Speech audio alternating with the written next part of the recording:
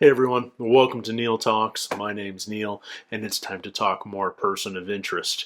We had a really cool episode last week where Detective Carter was our person of interest, and it was a good way to explore more of her backstory, her motivations, learn more about her as a detective and as a single mom, and presumably her husband died either in the war or sometime before 2004 in Iraq when she was a military interrogator.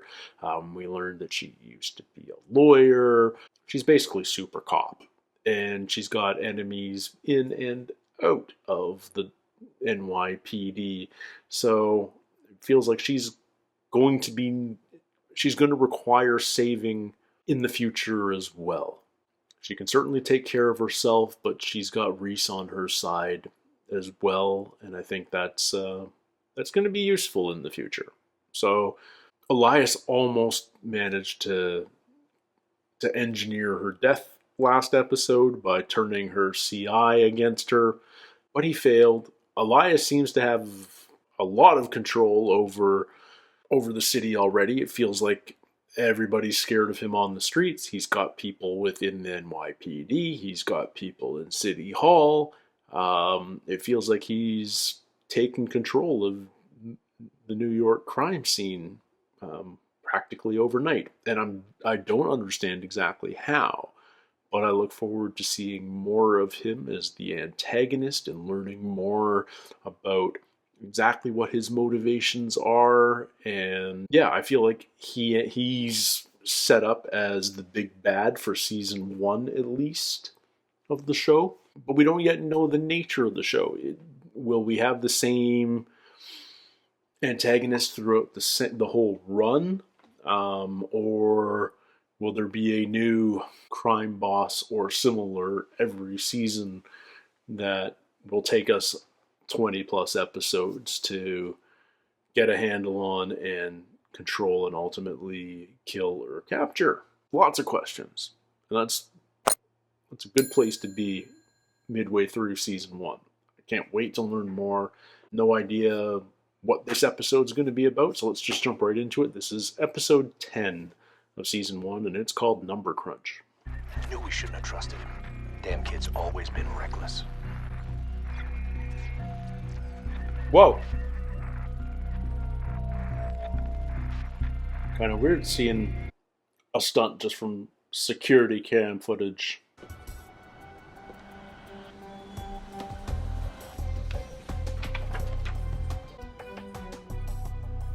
And Whenever you're ready, Mr. Reese. Where did you come from? I breached the space-time continuum. Not really.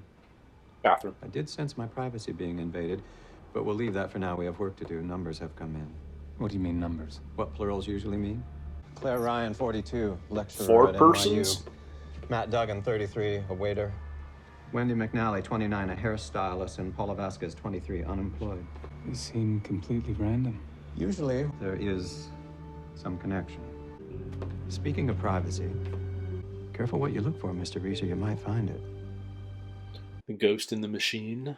Some things don't add up. Like what? Your statement doesn't say where this unknown shooter came from. Because I don't know. But this is the man you've been chasing for the last 3 months. As it says in my statement, I believe so. Has he made contact with you? You got my statement. The guy, you got a good look at him this time, didn't you? Oh, not his face. Well, I mean, maybe that's a good thing. Because, it would be hard. You don't know whether to thank the guy or arrest him. No. That'd be easy. We'll do Gotta both. arrest him. And then thank him. You said the machine would give us the number in time. It didn't. Okay. 1 down. Huh.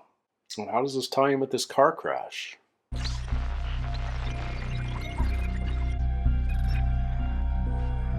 Oh, okay.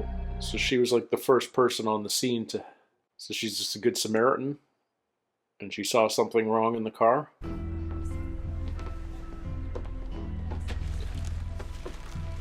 what do we got? The victim's name is Claire Ryan, some kind of professor. lived alone. Looks like she came into some money. All bought this morning. What else do we know about our victim? I can't track 3 people down, and I don't want to lose anyone else. I need you out here. I'm on my way. Yeah. I'll take Wendy. Put Fusco on Paula. Can you track Matt? Keep your eyes on her. Paula Vasquez. Why? Don't want her ending up like the lady upstairs. You think she might? Paula could be connected to your homicide. Stay on her.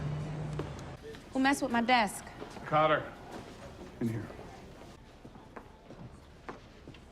What else have you got in the Special Guy. Forces guy? Everything I got is in the file he's reading. Did he shoot your CI? I'm not answering that until I know who he is. Answer the question or turn in your badge. IA, presumably? Yes, it was him. Finch, I'm at Wendy's salon. Hang on a second. Courier. Just a courier. Just a courier. Yeah. Signature, please. Can I help you? I need to make an appointment. Sorry, but I'm not letting you back out on the street looking like this. All right. Well, that's one way to keep an eye on her. She just bought a gun. And she just spotted our cop. And now we're even more obvious. Looks like he's having an early midlife crisis. He just quit his job, and now he's shopping for motorcycles. The murdered woman, Claire, was spinning big, too. Look around, Finch. Is anyone watching your guy? I'm not exactly good at this. Anyone in sunglasses must be suspicious. She gave me the slip. Well, good work, detective. Another thing, I think she bought a firearm. You better stick to your day job. I'm sorry, she had an emergency, had to rush off. Wendy just got a call from Paula. Placed his order and left a deposit. Oh, Stay on it. the woman Both in girls the just gave us a stroller. Hold on. There's a Yeah. baby stroller near the car. I don't know where the mom. It's a bomb. Oh, there she is. Kaboom. Kaboom. Oh my God, it's a bomb. Get down. Get down on the ground, Finch. I have to warn him. Harold. Well, that's 2 down. Okay. I saw it, I saw the crash. Claire and who else? He's dead. And there's Matt. What's that stuff? So they both came into money. He's cocaine. Oh, probably cash in the car. She's wearing just decided to sunglasses and a split scarf, the- obviously to hide her face. Finch. If I could have warned him, he might still be here. Finch, you couldn't have saved them. Wendy and Paula. Connections. Right, I'm sorry. They were all in the same place for 4 minutes. Why? That's our connection. For 3 of them. But not paranoid Paula. God, she could be our killer. Then you need to get to Wendy. No, she's defending herself. Claire's prints were on the car. And this guy, Matt Duggan. CSU thinks they were witnesses trying to help this guy in the car, but he was killed on impact. Money must have come from inside the car. Who was driving it? According to CSU Congressman Hallen's son, Jamie. Car crash must be where they got the money, Finch. Geez, anything you don't know? Yeah. How's Carter doing? She's hanging in there, you know. Leave your phone on when you talk to Congressman Hallen. You can hear me all the time? Yes, and I'm hearing rather too much of your lower intestine. Could you possibly move your phone from your belt to your jacket pocket?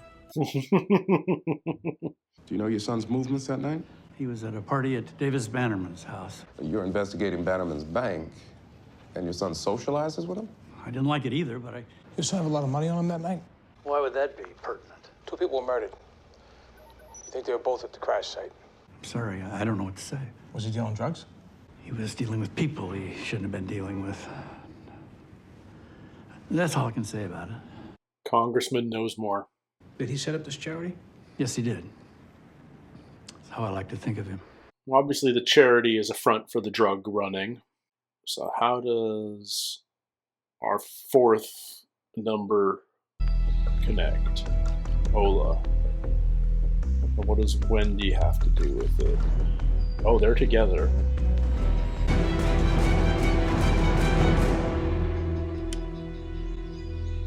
Yeah. There's people looking for us. okay? You came to the salon. What do you want? You mean apart from a haircut? How do you two know each other?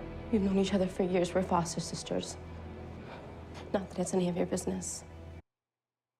But you just offer it up like nobody's business. Anyone at home? Find out what he wants and stand away from the door. Let him in.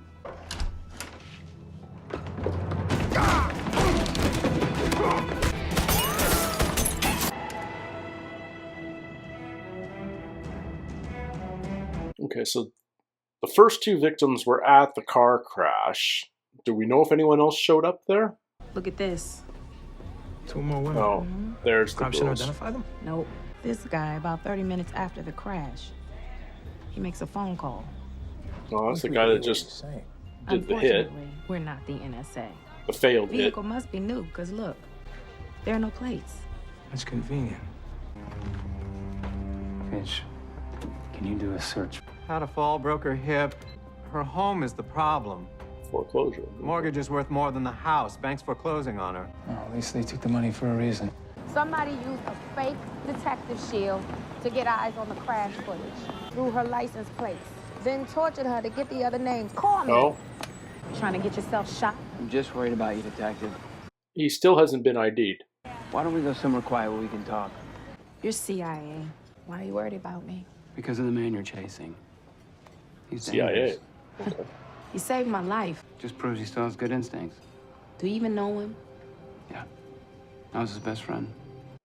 Oh, He used to kill people for his country. Now he just kills them. He's always looking for someone to trust. And his paranoia makes trust impossible. Kara Stanton, his CIA handler, they were a team. Inseparable, saved each other's lives a dozen times, and then... He killed her, then disappeared. We thought he was dead. Then 3 months ago, you ran as Prince. We want to bring him back in before he kills anyone else. Before he kills himself. okay. He killed her for a reason, and it's a good reason. We think he trusts you. Like he trusted her. I don't want to... Was he dealing drugs? But he seemed to have a lot of money, suddenly. I heard he was dealing with some people he shouldn't. This is going to come back to the dad investigating the banks. He was carrying a bribe to his father from a banker or something.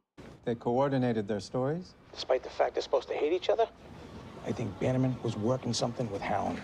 Jamie was a go-between, and now they're tossing him under the bus. I'm at the hospital. Wendy's here. I'll sign a Paula. Flight plan to the Caymans filed with the FAA. Jamie Hallen, the only passenger on the manifest. Computer graphics department screwed up the spelling of Cayman Islands there. Sorry. We were worried about you. Wasn't me they were trying to kill. Money had to be illegal. So you took it. Would have fixed everything. We knew it was wrong. Where's the money? It's under Mom's bed in there. No. And your mom? Her house? We'll find a way. Somehow. The 3rd floor of the parking garage. Come alone. No muscle. If you want your friend to live. Yeah, this guy works for the dad or something. Congressman, thank you for seeing me on such short notice. Always a pleasure to meet a representative of the blogosphere. Have a seat. You know about his Haitian Orphans Charity? Yes, I hope it'll be his legacy. I hope it won't. $30 million in that account, and they've never helped a single child. Bannerman and his ilk. They stuff it with money, they tie you to it by association, and then they expose it and ruin you. Transfer those funds to the Red Cross, and then what would your enemies have on you? Nothing. I'm deep in your debt. Congressman just meet random bloggers. This damn accident is threatening to put us both in jail. And of course that's a mic / camera. We've got to shut it down, move the money. First, you've got to close up the leak. Detective Fusco, I'm sending you a recording. The people who killed Claire Ryan and Matt Duggan. Parking garage. St. George's Hospital. When's it going down? I have to go. Thank you for saving my life. Hurry up, make that call. Ready. Those paper bags never hold up underweight. I'd be so worried just holding that by the handle. Snow, He just called. Oh, she's doing the right thing. You're gonna walk towards her. If I shout, you run. Wendy! Paula! Run! Run, Paula! I thought you were nice. Is she the one that planted the bomb? Okay. We're killing him. No, he's still breathing. Are you okay? Run! Why did you not run? Will you take this? You earned it. No one's coming after you anyway. Not now. Okay, save Mom's house. I know where he's gonna be. Cutting the feeds now. Here comes the CIA. You've been cheated, oh, so blind. Mark, glad to see you're still alive. I bet you are. Time to come home, John. The slate's been wiped clean. Imagine, no, You know that'll never happen. these twisted words of time. Hit twice and he's just running away. Carter! Damn it! I know that I've been. Where'd Carter go? She bail? Or she... Carter sold you out.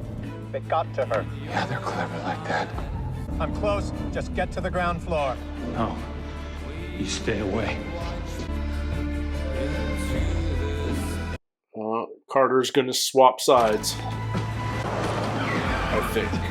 Maybe. Or maybe we're just gonna get away. Hold it!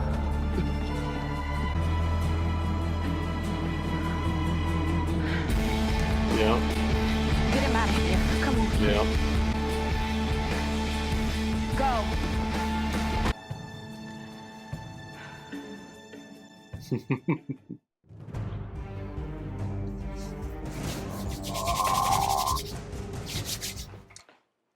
Good episode. I like the episodes where it's just the mystery of figuring out what's going on with the person of interest. What happened to them that's made them a number, according to the machine. This was a fun one, you know. 4 strangers find illegal drug money on a dead man. And the 2 greedy ones get killed, and the 2 that were doing it to save their mother's home get to keep it. It's a nice contained story, but at the same time, we introduce this whole new storyline that's going to be an ongoing storyline for sure, and that is the CIA are tracking Reese down. This guy Matt, John's best friend from the CIA.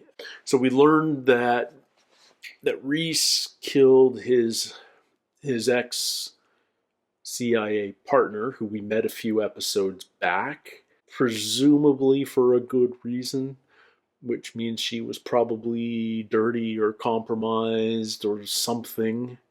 We'll learn more about that eventually, I can only imagine. But they know exactly who he is. They want to bring him home.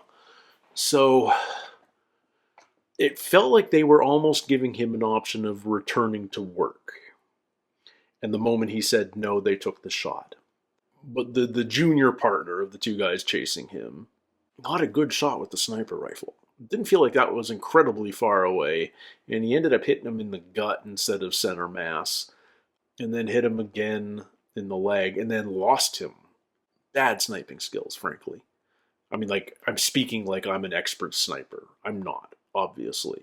But I've played enough first-person shooters.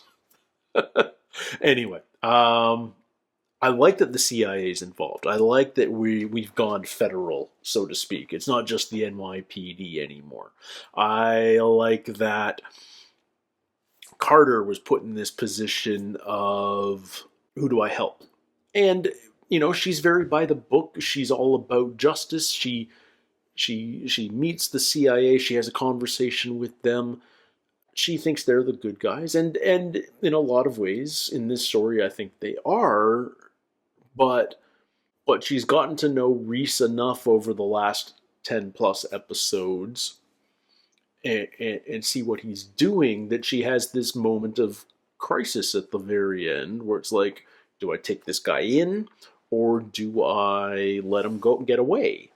And it would appear that the thing that turned it for her is seeing Finch. And obviously she's met Finch. He was under a different name. He was playing I think he was calling himself a paralegal, but he was down at the evidence lockup. She interviewed him in the aftermath of that robbery, and then had an interview with him at his home later. So she recognized him from there. I can't quite decide what it is, other than the fact that she recognized him, that made her suddenly decide, okay, these guys I need to let them get away. You know, obviously, she owes Reese her life. She thanked him for that when he saved her from from Hubcap, the other last episode. But yeah, I mean, you could see that the show was going this way, that she would eventually be an ally. Is she going to continue her pursuit of him, or is she going to be more of a straight ally like Fusco within the Force? I don't know. It's going to be interesting to see how that dynamic evolves. And her superior officers know that she's been pursuing this guy for the last 3 months. And if she just drops that, then that's going to be a red flag too. So I'm very curious to see how her regular activity evolves. I mean, obviously she's going to be pursuing the case of the week, which invariably seems to be linked to our person of interest of the week in some way, more often than not. In a lot of the ways, there's really just two detectives on the NYPD as far as the story is concerned. But you know what I mean. You know, that's just how you have to tell this story. But yeah, I'm curious to see how that evolves. The guy playing Matt, our lead CIA agent, I don't know the actor's name, but it seems like he plays CIA agents a lot. I just watched him in season 2 of Jack Ryan. Season 3 is about to come out. Looking forward to that. I just watched that one on my own. I don't think there's a huge audience for Jack Ryan reactions out there. But yeah, that definitely seems to be his wheelhouse. He plays spy well. But I mean, like, we've certainly hinted at it, but I guess this is the first time. Oh no, it isn't the first. I guess this is the first time we've actually outright said that Reese was CIA. We certainly assumed it when we saw him with his female partner a number of episodes ago. We certainly hinted strongly at it prior to that when we learned that he was involved in the intelligence community. He got out of the army, but he had a new job. So we could have guessed, but now it's fully spelled out. And the CIA wants their asset back. Or they want him dead. I like that. I like the involvement. I don't feel like I'm a super genius at watching TV, but you watch enough shows over the years, you start seeing where stuff's going and predicting that Dad, the congressman investigating the banks, was in fact dirty. Not a major leap. I wasn't particularly surprised by that, but like how Finch just randomly gains access to a congressman by pretending to be a blogger. Okay, sure. I don't think that's how it works, but yeah, okay, sure. I talked about this last episode, but I think because this is network TV, because you have to tell a complex story in a matter of 45 minutes, not even, and we have convoluted storylines. You have to simplify in certain ways. So that the casual viewer doesn't feel lost and confused. And B, just to make a few plot leaps that are necessary to accelerate the story and conclude it in time. And sometimes that leads to, suspension of disbelief with certain things, which is fine. But it's not where I'm used to being in my headspace while watching a show. So I'm recalibrating my my suspension of disbelief filter for this show. It's still a lot of fun. It's still highly entertaining and intriguing. I just don't like being bumped out of the plot by moments like that. So I just have to, like I said, recalibrate my own sensors. In any case, I'm liking the show. I like the evolution of the world that we're in. We're continuing to world build. It's not just person of the week that we're telling stories about. There is a through line. There are more and more antagonists as we go along, and sometimes it's just the antagonist of the week. But we're building up a rogues gallery almost with this show of people that may complicate things for our protagonists any given week, which is fun. One week's going to be a CIA episode. The next one's going to be an Elias episode. Next one might be a Dirty Cop episode. Like there's so many possibilities, and we're already we've laid all that groundwork already, and it gives the writers some flexibility in which way they take any particular episode. It keeps us on our toes. It keeps us guessing. I appreciate the way that's being engineered right now. So, yeah, I'm really curious to see. Now we're basically halfway through season 1, and we've done a lot of groundwork, but perhaps we're going to start accelerating the main storyline.